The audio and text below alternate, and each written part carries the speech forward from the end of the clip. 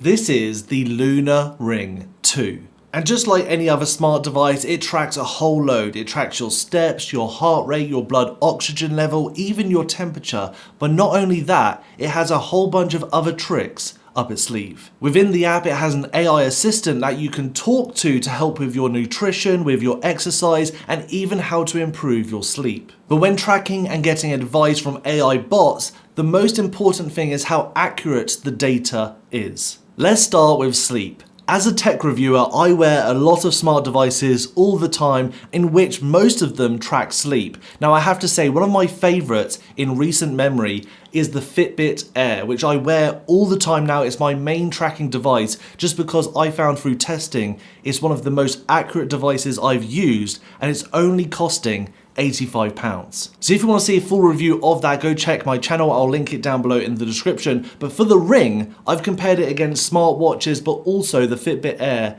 more precisely. And I have to say, in my findings, they've been extremely similar. I'm talking only a couple of minutes out in terms of wake up time and go to sleep time. There's a little bit more variance, but pretty much in a 10-minute range, where in some smart devices like other smartwatches I've worn, they're sometimes an hour plus out, which is just insane. With this being so close within a few minutes, I trust the accuracy of the Ring. Now, the only thing I would add to that is with the Fitbit Air, the reason I absolutely love it for tracking, especially sleep, is when I wake up in the middle of the night, it's one of the very few devices that actually tells me I've woken up, where a few of the others might say I'm restless or even not even acknowledge that I've woken up or changed at all. This is a little bit hit or miss. It sometimes does recognize where I wake up, but sometimes it only recognizes it as restlessness, where I like toss and turn, which isn't too far from the truth. It's just sometimes I do wake up for maybe like 5 to 10 minutes, where this will log that as me being awake because I am, where this might log it as me being restless. So it depends how you want to see your metrics in that. So I do lean more towards the Fitbit Air in terms of accuracy for sleep, but this is really, really close, especially compared to some other devices I've tested. Now, when it comes to asking the AI to help improve your sleep, it doesn't really work for me because I'm one of those people that is just super efficient at sleeping. As soon as my head hits that pillow, I'm out. And my efficiency rating is something like 98, 99%. So there's nothing it can really give me advice to improve that. But if you are someone who struggles to sleep, it'll look at your routine, see what you're eating and drinking, especially what times you're going to sleep, and give you advice to help improve it. Now, the sleep advice is actually really helpful, but that's not even the best AI feature. That is with nutrition and it is mind-blowing, and I'll show you that later. Now, in terms of the other tracking like heart rate and blood oxygen level, in comparison to my other smart devices, they've been the same across the board. I want to say for heart rate and especially blood oxygen level, we have got down the science of those where they're super accurate on these devices, or at least all these devices are very similar readings. So there's no real difference between the Fitbit Air, the smartwatches I've worn, not just this one, I've worn a whole bunch. There will be a review on this coming up, so make sure to subscribe to that. But yes, the heart rate, blood oxygen level, pretty much the same across the board on most of the smart devices I've tested it against. Another metric that it tracks is temperature. Now, my other smart devices don't track temperature, so I don't have anything to compare this to, but looking at the graph, it says my temperature pretty much consistently every single day on average is 35 degrees Celsius. Now, that seems a little bit low to me, especially as we have a heat wave in the UK, but I also don't have anything to track or compare it to say that it's wrong, and I don't have a way to track the temperature of my hands on a consistent basis to say that it's wrong. It just feels a little bit low. Now, temperature is not really a metric that I care about, but for women tracking their cycles, this can be another metric to help be more accurate in that. Now, we can't go through talking about all these different trackers and metrics and not talk about steps. Now, the Achilles heel of the smart ring is always steps. All the smart rings I've ever tested, the steps are usually wildly out. And that is the case with the Oura 2 also. I've compared this with lots of other smart devices, like I said, the Fitbit Air, also different smartwatches, and sometimes there is some variance. But with the Oura 2, the variance is huge, just absolutely massive. I'm talking thousands, if not in some cases tens of thousands out, where some days where my other devices are registering like 15,000 steps, this sometimes will register 3,000. Now, there has been days where it's been closer. The closest day that I found in terms of steps through my other devices have recorded roughly around 14,000 steps, where this records 12,000. Even in that, the absolute closest it's ever been in terms of recording steps with other devices is still thousands out. Now, my favorite feature with the Luna 2 and the app is the AI assistant in terms of logging food and nutrition. So this has been done on other apps and also other smart devices, but with the Luna 2 app, you can take a photo of your food and it will give you a detailed breakdown of nutrition and also calories of that meal. Now, I have to say this is not 100% accurate, obviously, because the photo only sees the top layer of food. It doesn't necessarily see how deep it goes, what's underneath it, what the shape of the bowl or the plate is to know exactly what the quantities of each food is. That being said, I think it's an amazing jumping off point, especially for people that are starting their nutrition journey, to get a rough idea of the calorie intake they're having per meal and also what a rough idea of the nutrition breakdown is. For a lot of people, I think they're just not going to spend the time researching all the food and working out all the nutrition breakdown themselves.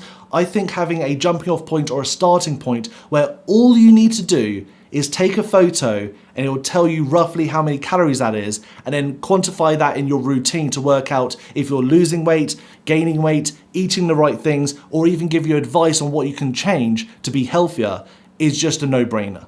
So I've got an example here of me taking a photo of my breakfast, which is just some strawberries, banana and yogurt. I also sprinkled a little bit of honey on top, and it even logged that. And it's really interesting to see the quantities of each that is logged, because even though I wouldn't say it's 100% accurate, it's not a million miles out either. So it's actually a fairly good estimate of what the breakfast was in terms of nutrition, in terms of protein, carbs, fat, sugars, and also in general, how many calories the total meal was. But it doesn't just log meals through photos, you can also tell it what you've eaten and when you've eaten it throughout the day to still log that meal. You can even talk to the AI assistant to log your meals that way as well. On top of that, you can edit the entries to make it more accurate in terms of quantity, in terms of nutrition value, and if there is some errors, you can remove it or add it to make it more accurate if you want to go to that level. And when you do start logging your food along with your exercise, as it already tracks your sleep and heart rate, the AI assistant will have a more rounded understanding of your routine and give you better advice on how to improve it. Now, all the metrics, tracking and AI assistants aside, if it doesn't look, feel and fit good,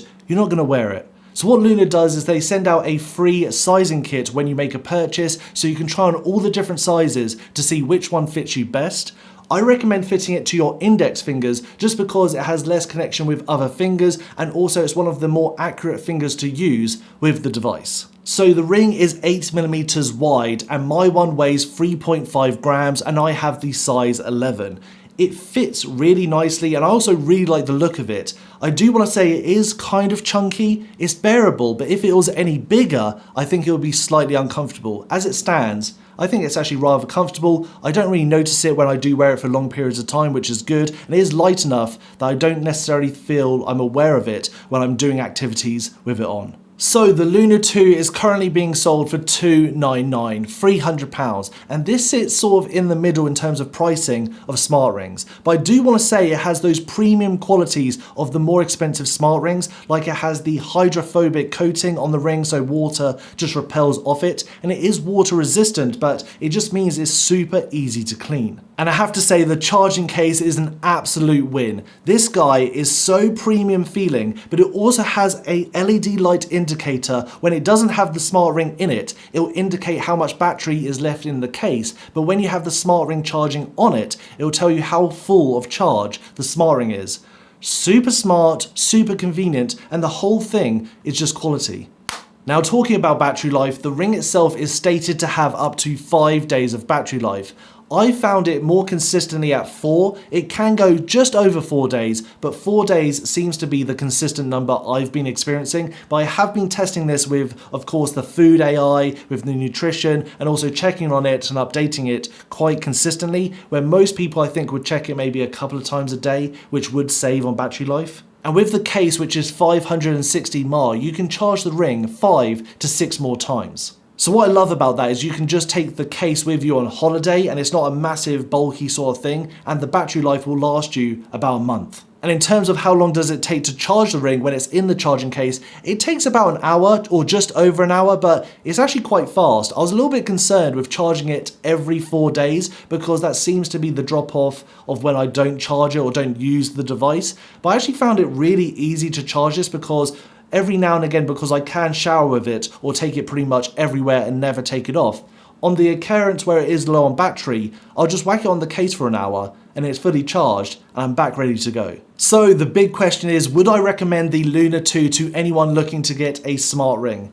The answer is yes, just because in terms of its shortfalls, pretty much every other smart ring has that shortfall, and in terms of all the other things that it offers, in terms of the AI assistant, the nutrition, the sleep, everything else, that is at the better level I've seen across the board compared to its competitors. So all round, it's a really, really good smart ring for £300. I also like the fact it doesn't currently have subscriptions, so you get all of this for one price. That is an absolute winner. For me personally, I'm still going to stick to the Fitbit Air, only because the steps is so important to me as a metric, and this is one of the more accurate devices I've had where this isn't. So I feel like it's actually a really good device just to have on every now and again to track all the other metrics and also keep it for the app. But in terms of steps and also the accuracy of maybe a little bit more with sleep, this is my guy. I'd love to know what you guys think of this down below in the comments. Of course, don't forget to like and share this video. Subscribe if you haven't done so already, and I'll see you guys next time.